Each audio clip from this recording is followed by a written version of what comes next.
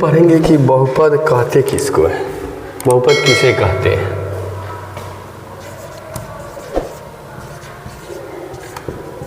लिखेंगे कि यदि किसी व्यंजक के चर के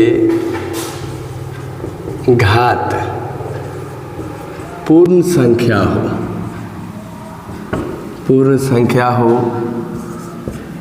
तो वह बहुपद कहलाता है।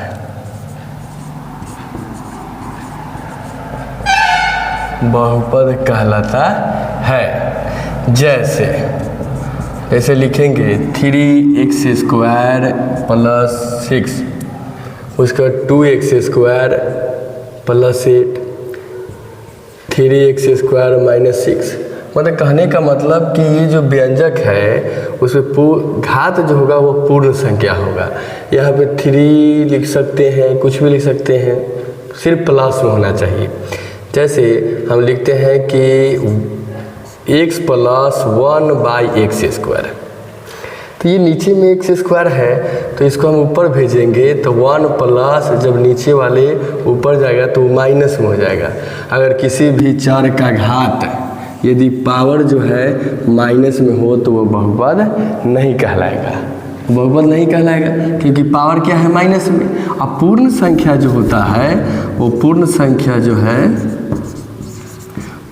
होता है 0 1 2 3 4 5 इस तरह डॉट इन्फिनाइट तक हम लोग लिख सकते हैं। तो पावर हम देखेंगे कि वो प्लस में है कि नहीं। यदि प्लस में होगा पावर तो वो बहुपद कहलाएगा। यदि दूसरे शब्द देखते हैं 2x² अगर मान लें कि ऐसा है √x + 7, क्या ये बहुपद होगा? रूट का मतलब होता है 1/2 और 1/2 जो है वो पूर्ण संख्या नहीं है, इसलिए बहुपद नहीं होगा। दूसरा देखते हैं x² √2 + x + 7।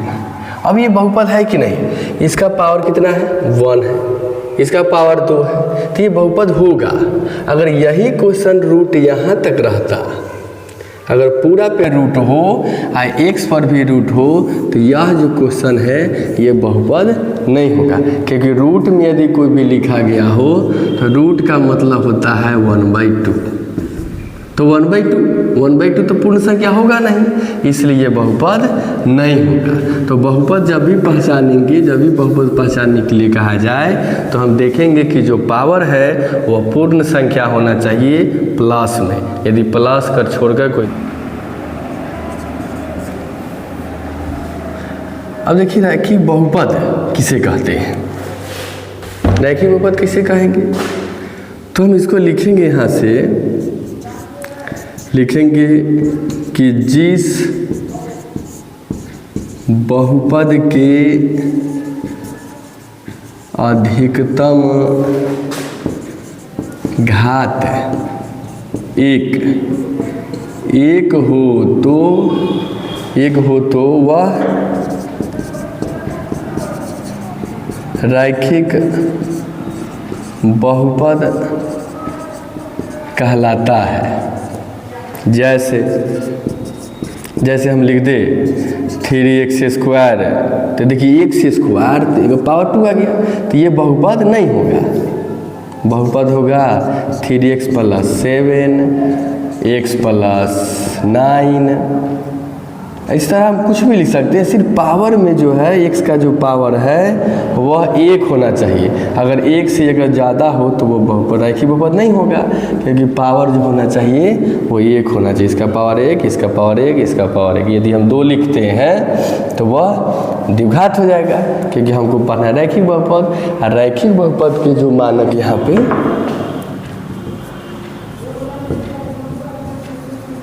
रैखिक बहुपद के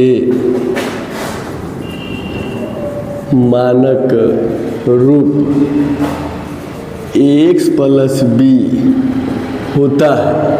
तो देखिए x + b होता है जहाँ a ≠ 0 यदि रैखिक बहुपद का मानक रूप होगा तो उसमें कहता है क्या कि x प्लस बी होता है जहाँ a नॉट इक्वल टू 0। यदि a का मान 0 हो जाए, जैसे हम रैखिक बहुपद एक लिखते हैं, ये लिख दिए। अब कहा कि यहाँ पे यदि 0 हो जाएगा तो अगर हम 0 भरते हैं तो ये क्या हो जाएगा, खत्म हो जाएगा, तो ये रैखिक बहुपद कहलाएगा नहीं। तो यहाँ पे इसीलिए कह रहा है कि रैखिक बहुपद का जो मानक रूप होगा वो x प्लस बी, और जहाँ a नॉट इक्वल टू 0 होगा। अब यहाँ लिखते हैं रैखिक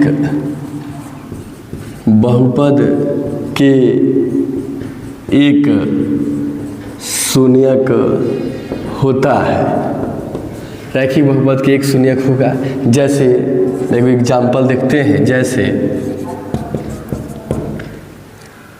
लिख देते हैं कि 3x प्लस 8, इसका शून्य ज्ञात करेंगे। तो जब भी शून्य ज्ञात करेंगे 0 के बराबर करेंगे, 0 के बराबर करेंगे तो यहाँ पे ये वाला उधर लिख देंगे, प्लस वाला उधर माइनस में, और x बराबर -8/3। तो देखिए रैखिक बहुपद का एक शून्यक होगा, इसलिए यहाँ पे जो पावर आता है, जो आंसर आया वो कितना आया, 1 आया, क्योंकि रैखिक बहुपद का मानक रूप x प्लस p होता है और उसके शून्यक 1 होता है। इसलिए जब भी रैखिक बहुपद बनाएंगे तो उसका आंसर कितना आएगा, सिर्फ 1 आएगा। अब हम लोग चलते हैं आगे। देखिए द्विघात बहुपद हम लोग देख रहे हैं। द्विघात बहुपद कहते किसको है, तो लिखेंगे इसका आंसर हम लिखते हैं कि जिस बहुपद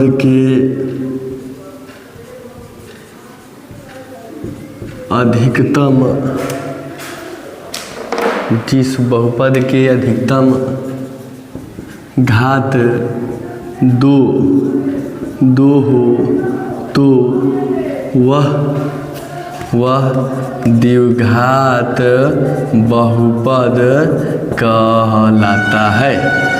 अब देखेंगे जिस बहुपद के अधिकतम घात 2 हो उसे द्विघात बहुपद कहते हैं। जैसे यहाँ लिखेंगे 3x² प्लस 8, फिर लिखेंगे 9x² -7, या हम लिख सकते हैं x²।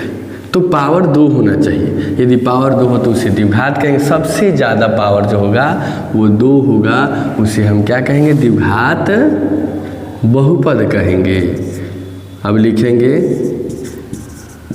द्विघात बहुपद के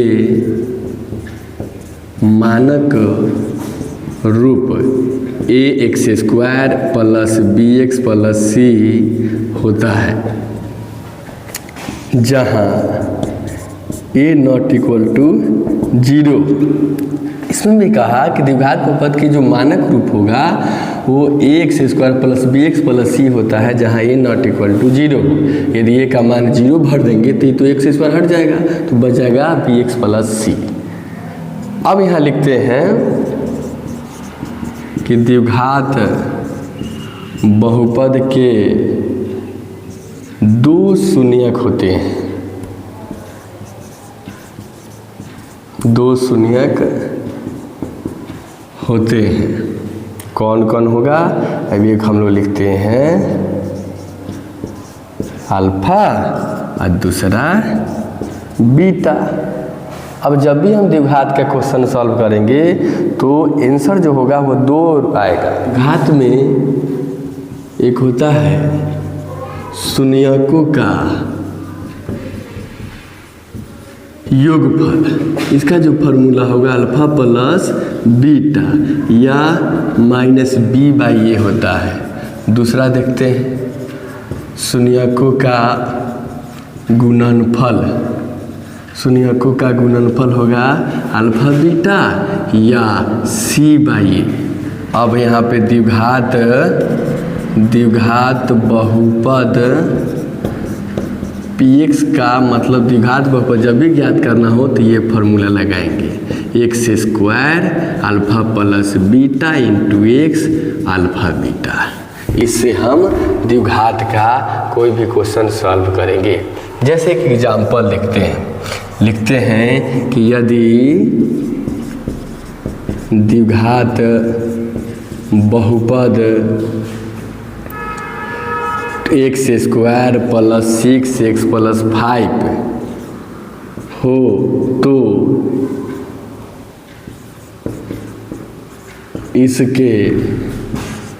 इसके शून्यक अल्फा बीटा हो तो शून्यकों का योगफल क्या होगा।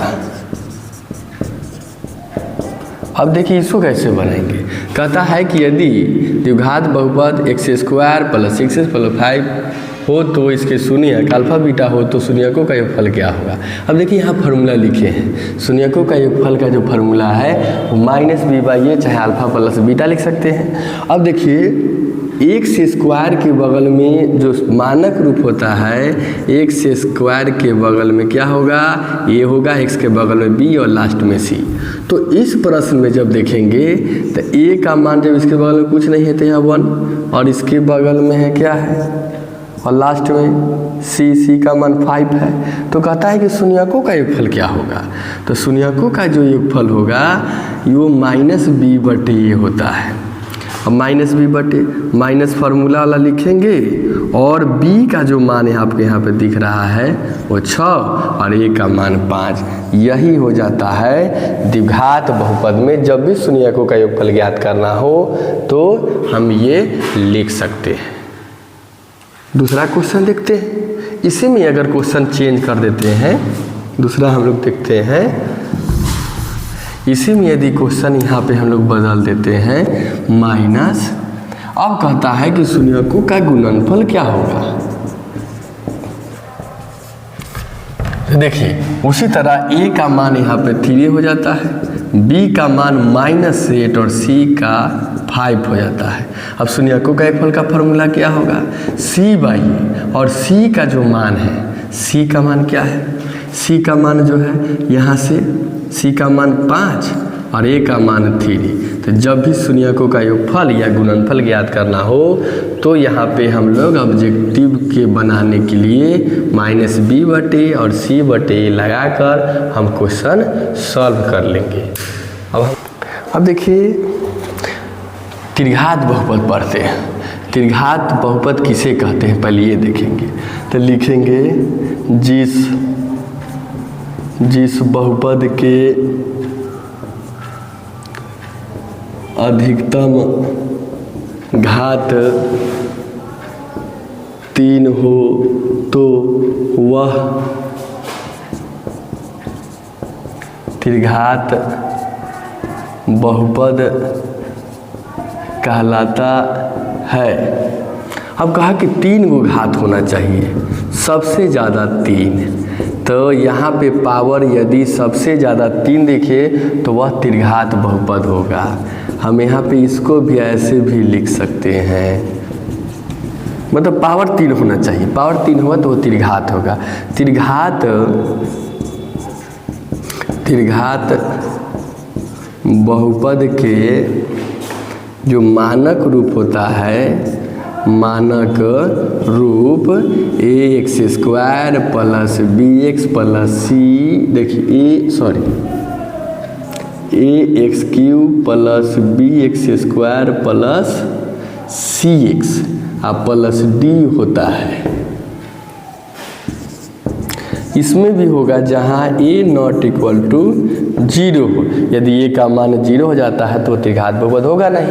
और त्रिघात बहुपद में x³ के बगल में a होगा, x² के बगल में b होगा, x के बगल में c होगा और लास्ट में जो d होता है वह चर पद है। अब यहाँ लिखते हैं त्रिघात बहुपद के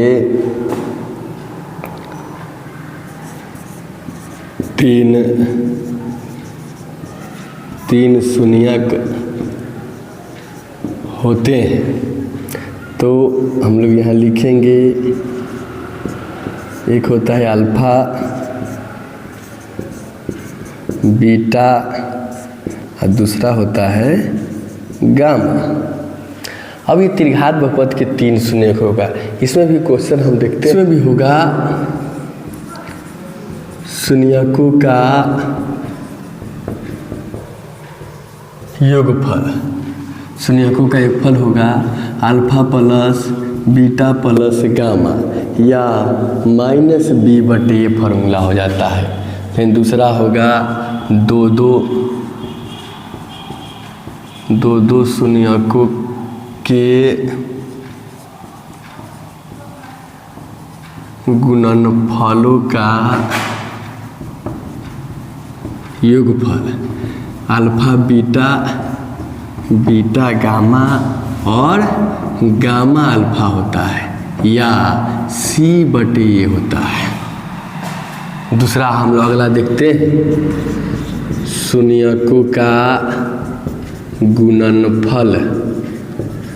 गुणनफल होगा माइनस डी बटे या दूसरे शब्दों में या लिख दीजिए कि अल्फा प्लस बीटा गामा या माइनस डी बटे। उसके बाद त्रिघात बहुपद px बराबर क्या फॉर्मूला होता है, x cube alpha plus beta plus gamma x square, फिर हो जाता है अल्फा बीटा गामा अल्फा और एक्स, और लास्ट में होता है अल्फा बीटा गामा। इससे हम कोई भी क्वेश्चन जो है त्रिघात